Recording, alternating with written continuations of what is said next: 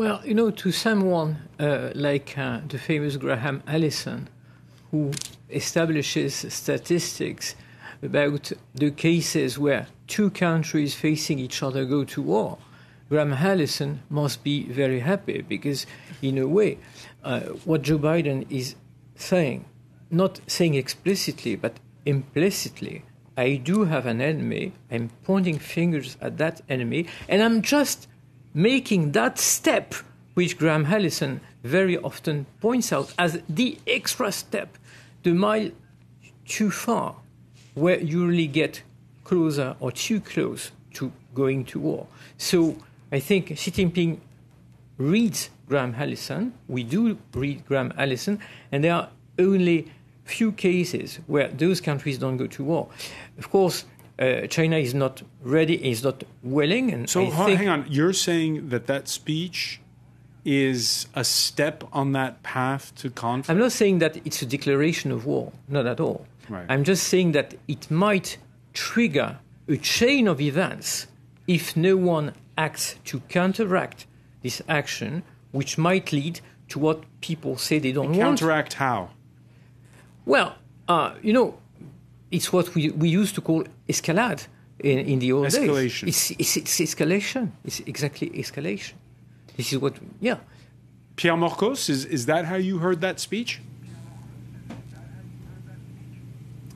Well, I would be far more nuanced. I don't think that this was a declaration of war.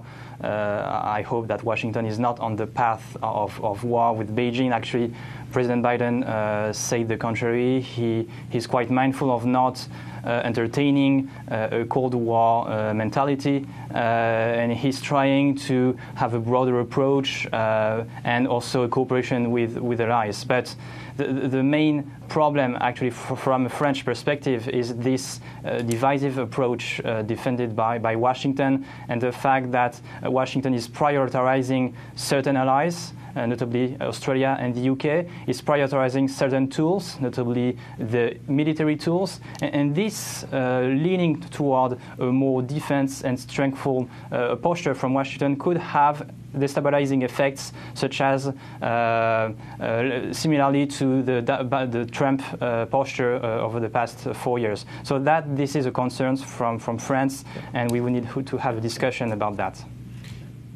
Pierre Haski. I think what was not included in the speech, and which is the scene from this crisis, is Taiwan. You know, there was not a word about Taiwan. Obviously, this is not the place to talk about Taiwan, the UN General Assembly. But that's where it all... Or Hong Kong, for that matter. Yes, yeah. And Hong Kong is part of China. Taiwan is out of the reach of China, and China wants to grab Taiwan. And if there is a conflict, it will be around Taiwan, in the Taiwan Straits or in the South China Sea.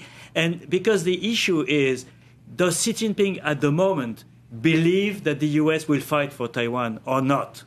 That's the only question that is valid at this stage. And if he thinks that the US is not going to fight for Taiwan, he might test it. Xi Jinping wants to be the man who will bring Taiwan back in the Chinese fold. That's the only piece of the Chinese world that is still missing. Hong Kong and Macau are back. Xinjiang and Tibet have been tamed. So Taiwan is the only piece that's left.